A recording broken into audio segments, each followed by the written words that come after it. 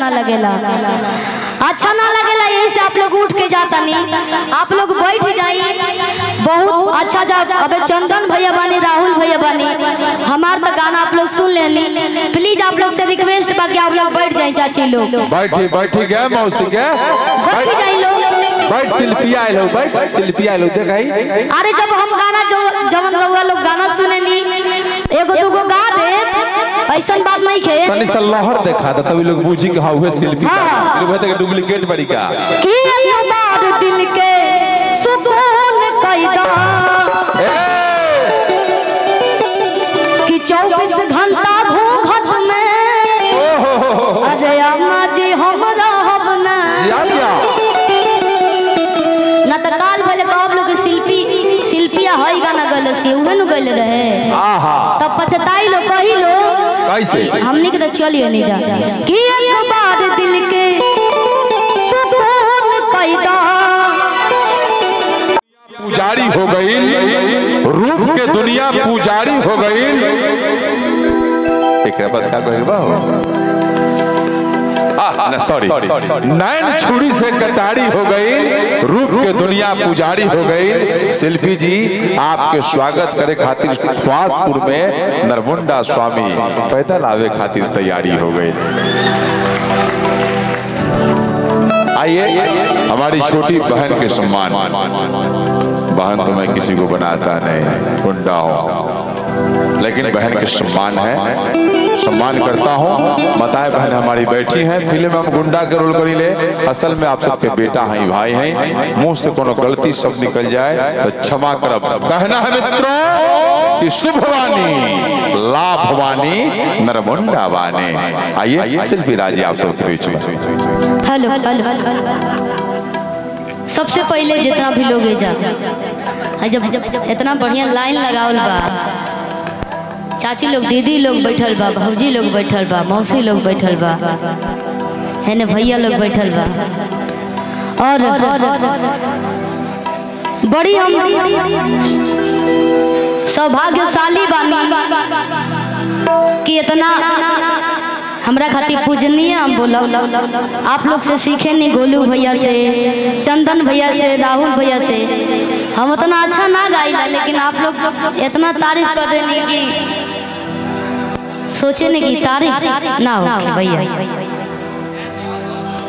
हाँ हमरा अपनी आप में शर्म लगेला कि हम अच्छा एगो तो गावत नहीं कि ऊपर से इतना तारीफ होता, सीखता नहीं। और इतना आप लोग के आशीर्वाद मिलेला, हौसला मिलेला, और आप सबके तो बातें नहीं खे। अगर आप सब ना रहती तो इतना बड़ मंच पे इतना बड़ कलाकार के बीच में हम ना आयल रहती।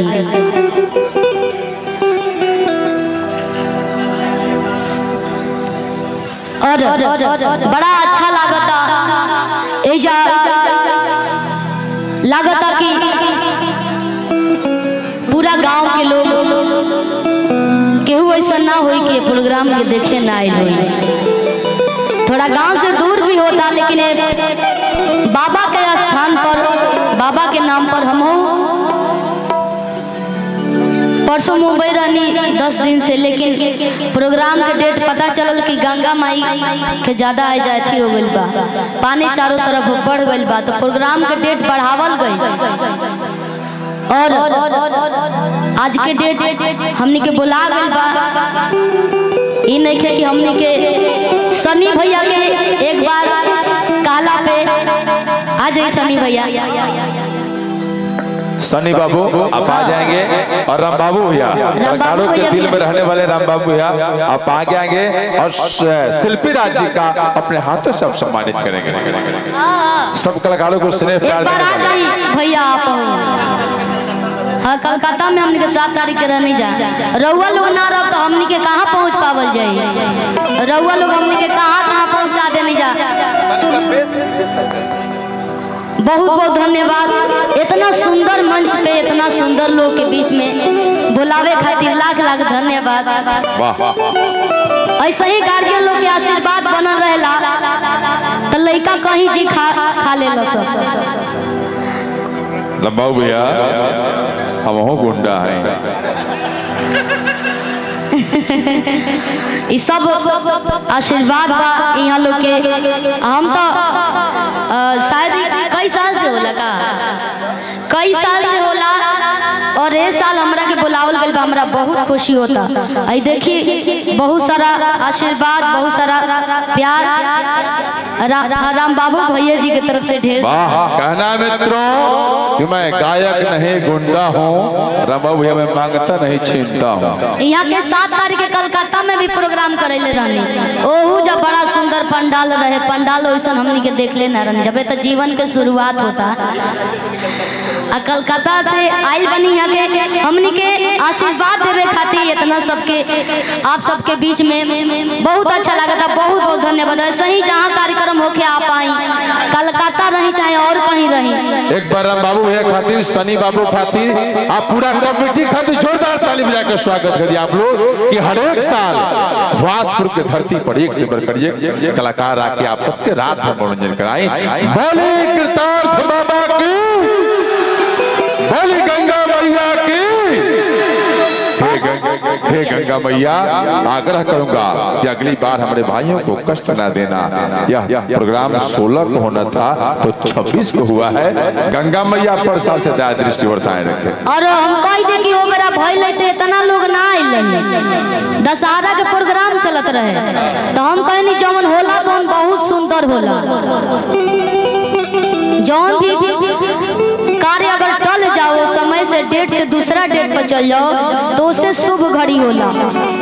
और वो बेरा सब लोग पूजा पाठ में लागल रहे, केहू 9 दिन के व्रत रहे। हमनी के कलाकार कहाँ कहाँ गल रहने जाए पतो नहीं खे। 9 दिन एकदम हालत खराब की, आवाज कसहू बचावे के रहे। और चली बहुत खुशी होता, पूरा कमेटी के बहुत बहुत धन्यवाद इतना सुंदर मंच बनावे खातिर। एजा के लोग के बहुत बहुत कोटि कोटि प्रणाम बा। एक बार हाथ उठा के आशीर्वाद दे दीजिए। चली आशीर्वाद आप सबके बनल रहो। एगो जयकारा लगाई, आप लोग जयकारा लगाए ना कि खाली गाना में सुनाओ।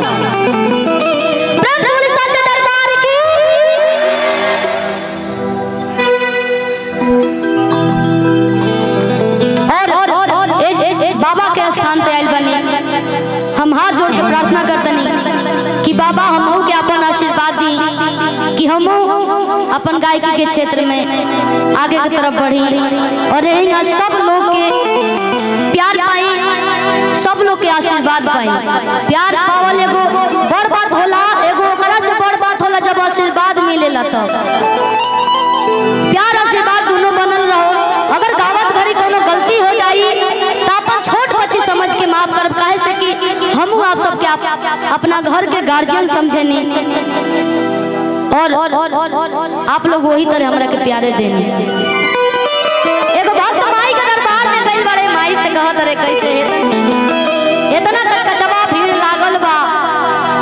भक्त कहत कैसे कैसे कि याद कुंदन तो सारा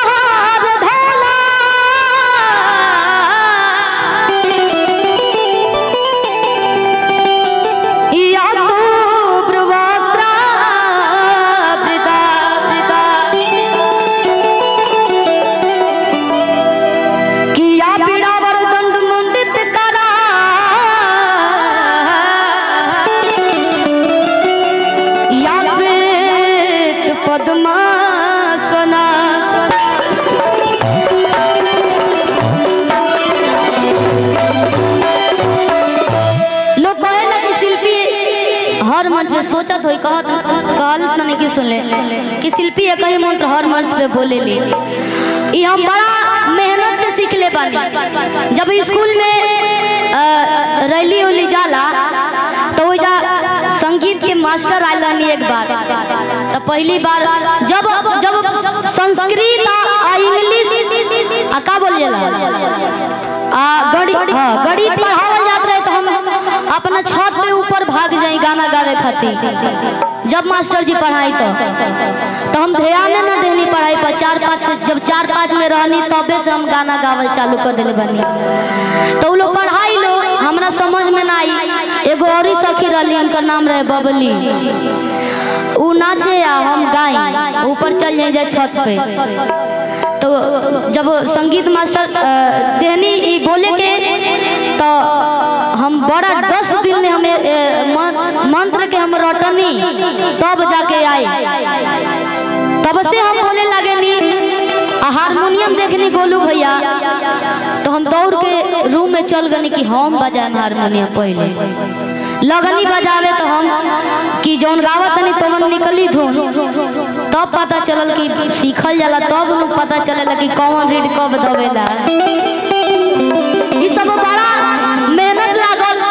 आज कितना गीत आ कितना आदमी बोल दिले, ज्यादा हम ना बोल पावे नहीं, बोले ना आवेला ना गावहू आवेला, लेकिन आप लोग के देन बा।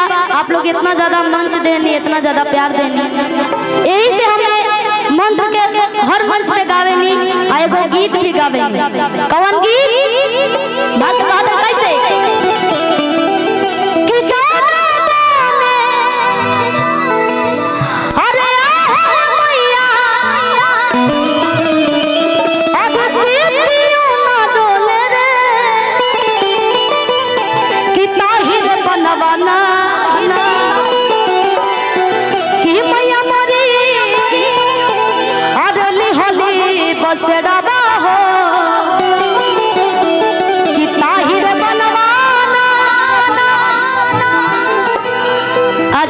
ए बाबा के आशीर्वाद बा, माई के आशीर्वाद बा, जे हमने के इतना सुंदर सुंदर लोग के बीच में खड़ा बानी जा।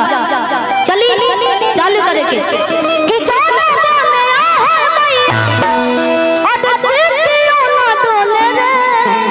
कितना ही बनवाना कि मैया मोरी अदली होली बस डाबा हो, कितना ही रे बनवाना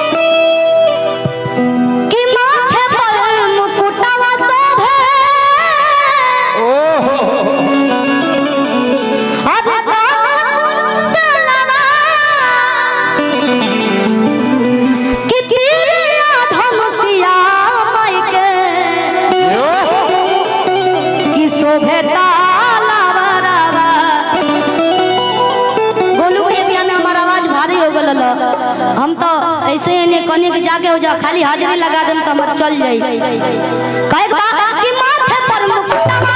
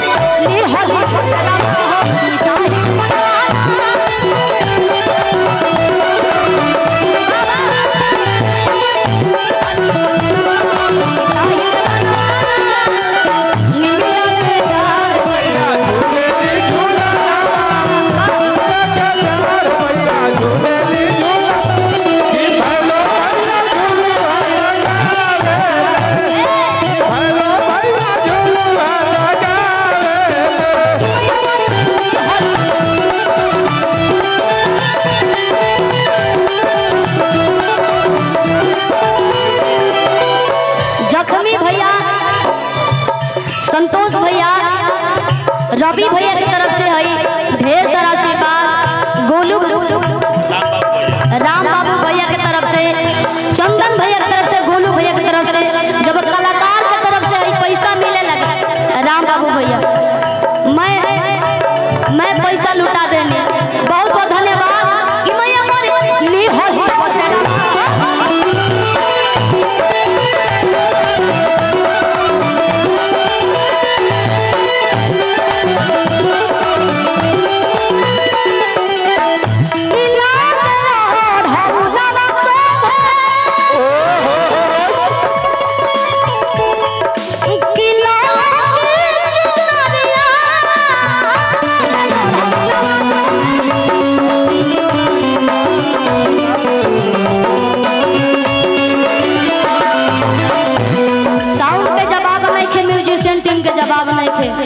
और सही ला रहे नहीं सबे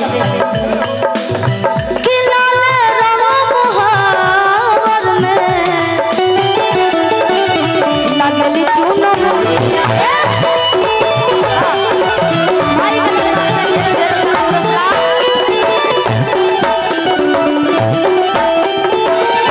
ढेर सारा प्यार कि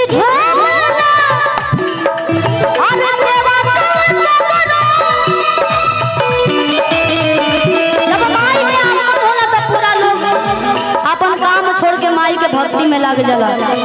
आप लोग उठल बैठल कम कर दी चाचा लोग, बुझा था कि प्रोग्राम ढेर देरी से होता ना तो लोग पैरों सीधा करे जाता रे। हाँ हाँ कुछ लोग फ्रेश हो जाते। आप लोग जाए लो कुछ खा पी ली लो, मेला भी लागल बा।